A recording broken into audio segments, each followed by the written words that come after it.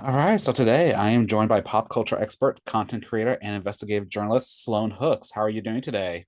I'm doing great. How are you? I'm well, thank you so much. So Sloan, you are a go-to source for breaking exclusive celebrity news. How did this begin for you? So, it goes way back to the house I grew up in was covered with celebrity gossip magazines, Us Weekly, some of the worst of the worst. I mean, you know how magazines used to print back in the day. So Oh yeah. I was captivated by the storylines and by the visuals. As I grew older, I started to realize that it was bigger than just entertainment. It's also a reflection of our society and just kind of how people's opinions are formed and how we feel about things. I mean, like I was just alluding to, what was printed back in the day would not even be close to printed today. So as I got older, I decided I want to be part of the narrative and to break down some of these headlines and these stories to my audience. For sure. And what drew you to the darker side of Hollywood? Because you are really an advocate for people who come from messed up situations. Why the dark side of Hollywood and entertainment?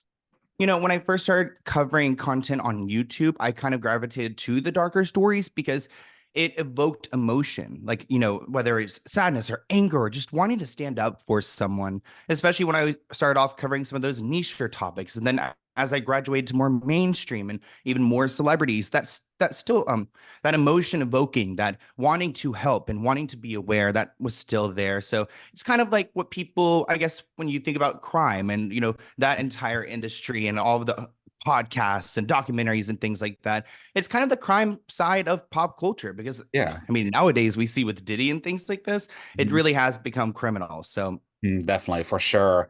I mean, did you ever imagine that this passion of yours would turn into a full-blown career? no, I mean, especially because I have, several passions like people do. And I always loved making videos, editing. Back even in seventh grade, I was remaking little music videos. And I had a love for technology. And I also had this love for pop culture and being in the know and connecting with people online, especially growing up with social media. So I never even thought that this could be a career, but when I first started getting into it, it felt right. And it kind of led to me gaining that success quickly. For sure. And who are some journalists or media personalities that really inspire your work?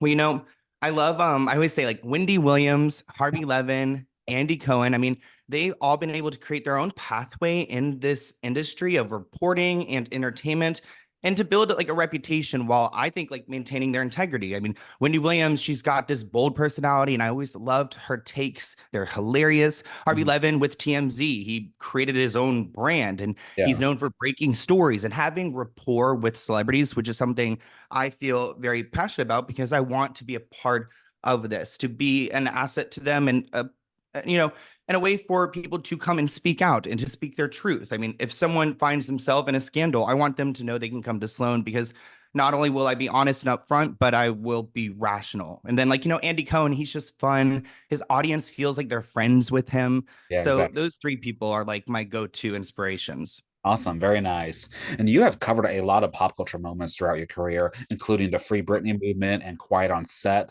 What have been some of your, I guess, favorite or most memorable scandals that you have covered? Well, I love the Free Britney movement, especially because to me, it's just the intersection of so many different things as far as advocacy for mental health, celebrity, and then we've also got the legal process at hand. So, I mean, those three things coming together, it made it so meaningful beyond just like a piece of gossip or kind of like a scandal. It's just a bigger picture. But, my most viewed video is about Dan Schneider and what Nickelodeon had done to those children and the environment they had facilitated. So, Yeah. those stories stick really close to me, but I cover a variety and it's it's such a learning process as well because I'm not just a pop culture know-it-all. And I've had to go back and reflect on some of these things that have happened time and time again. I mean, even like Woody Allen, he's not part of like when I grew up, I didn't know who he was, but then getting into the space and hearing people comment like, oh, this is giving me Woody Allen energy. I'm like, who's Woody Allen? And I started looking into that. And I just think there's so much scandal to be explored and lessons to be learned from the past. Definitely. For these scandals, how do you go about finding your sources? Do you reach out to people or do they come to you? It's a variety. As far as like the Free Britney movement, it's cool because Sam Lufty, her former manager, came across my content, and one day he wanted to get my attention, so he sent me $100 on PayPal with his phone number and said to call him. And Oh then wow. back when, yeah, people were calling it a conspiracy theory, the whole Free Britney movement, and I Yeah. was there getting this information from this guy. I didn't fully love his delivery or his takes, but I took pieces of it and I blended it into my channel and I got the message out there. So it could be people like that. I mean, a lot of it is also community based. I think that speaks to the engagement level we have on the channel is because I am giving the people what they want. And if they email me, if they have a tip, of course I'm going to do my due diligence, but I also love just entertaining what they want, give the people what they want. Yeah, definitely. I mean, you've also been kind of labeled as a takedown artist. Have you received backlash or found yourself in any legal battles because of your work?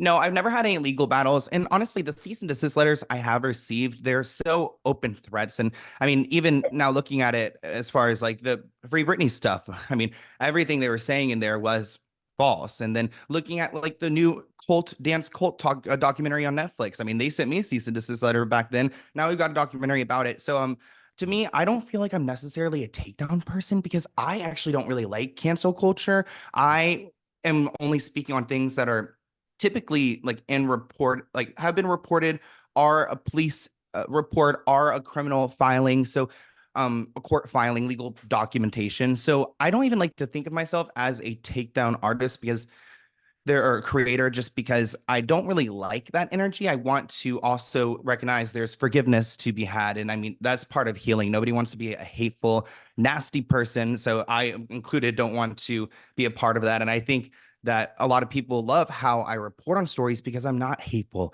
like how Perez Hilton started off and with him bullying these people. I don't make fun of anyone's looks. I don't call anyone's names. I don't even like to cuss on my channel. So I feel like as far as my stance on like cancellations and things like that, I kind of appreciate having that respect to the human level with these celebrities and why I also have some relationships with them and where I get this insight. Yeah, for sure. Do you think cancel culture has gotten out of hand? I don't, I think like everything's out of hand because communication is just so available. So we just have so much happening all the time. I mean, even on YouTube, I find a new YouTuber every day that's got like 5 million followers. And I'm like, who was this person? So, Yeah. I mean, I think it's what we direct our attention towards. Personally, I'm kind of like really focused, hyper focused, especially on what I cover and what I find meaningful content. So, I think that sometimes it's lost its weight as far as what it means to be canceled because nowadays the people who are canceled aren't really canceled. So I don't even think that the movement has much hold right now, if there is even one. So yeah, I'm not a fan of it, but I do recognize that it's there, and I do think that there's a point where you can call out someone and then it becomes bullying, it becomes too much too far, and that we need to have an open heart to hear someone out and to teach lessons. I mean, all of these Hollywood stories I cover on my channel are kind of like life lessons in a way. Yeah, yeah, for sure. And now you also have a podcast called Let's Get Into It. Is that kind of same kind of content or is it something different? What can people expect for those who are not yet tuned So the podcast gave me a little bit more creative freedom as far as exploring different formats, interviewing people. So the podcast has a variety of content. Some of it may seem similar to my main channel, um, as far as deep dive coverage, but it's typically a deeper dive, longer content, more niche content as well that I may not cover on my main channel. And then, of course, the interviews I've done, I think at least 30 episodes of interviews. And when they come about, I include those as well, because on my main channel, we've got it down to kind of a formula of what we're posting and what our audience is expecting. So I don't want to ever throw an hour-long interview with someone that they don't particularly want to even watch anything about. So, I try to be mindful, and with that, I thought that maybe creating a podcast would give me the chance to do this, but also to confront some of those controversial people that I've seen for so long and that I wanted to have these conversations with. in? Who would you like to have on your podcast as a guest? Well, going forward, I mean, I would love to have. I'm obsessed with Gypsy Rose Blanchard right now. It's not even like I don't even want to talk to her about her murder case. I'm just so fascinated in the fact that she's trying so many things for the first time in Mhm. front of the world. And I think that there's something so charming about someone trying something for the first time because, we get so accustomed to our lives and we take it for granted. So I've been just obsessed watching her try new things and explore her herself as a person, because I think everyone can kind of find that endearing. So I would love to have her on just to have conversations about what it means to explore life and to, see the ocean for the first time. I mean, it's all so exciting for me to watch, even as a fan. And then, of course, like I feel like Lindsay Lohan would be really great because the only deep like interview I've seen of her was with Oprah, and it was so manufactured. And I feel like we've never really seen Lindsay in a good place where she seems fully coherent and stable, and where she's been able to speak about her past and the trauma she's gone through. We've seen her go through so many waves, and then this recent wave is like amazing. She's doing great. She's motherhood. She looks better than ever. So I would love to interview her and really dive into the past, because I feel like the interviews she's done before, there's always been something blocking her from really unpacking what's happened. Yeah. Now that you mentioned that, I can see what you mean. Yeah, definitely. She's doing so well right now. I'd love to see how she speaks about her past, and in a way where she's not like feeling pressured. She's got good deals. She's got a great man. Her kid seems like she's living the life. Yeah, she's living the life. I mean, she's a lot better than what she was doing. Just you just want her to have that open experience, not like feel like anything's being forced. Mhm. Yeah, Yeah, absolutely. yeah. Is there anything you ultimately hope audiences take away from your content? Well, I, as I alluded to, I do think that some life lessons can be taught from it. But Yeah, on a more simpler note, I just want people to feel comforted and enjoyed, and to feel like they've got a friend with them. I mean, my favorite response I get from people when they come up to me in public is like, every morning when I get ready, I listen to your videos. And I love being that constant for someone, because I grew up in the YouTube era where I watched YouTubers every single day and I was part of their lives. And while I want them to learn from what I am speaking about, I also just want them to feel comforted, know that they've got someone to tune in to, and that I'm always a friend to my audience and to everyone.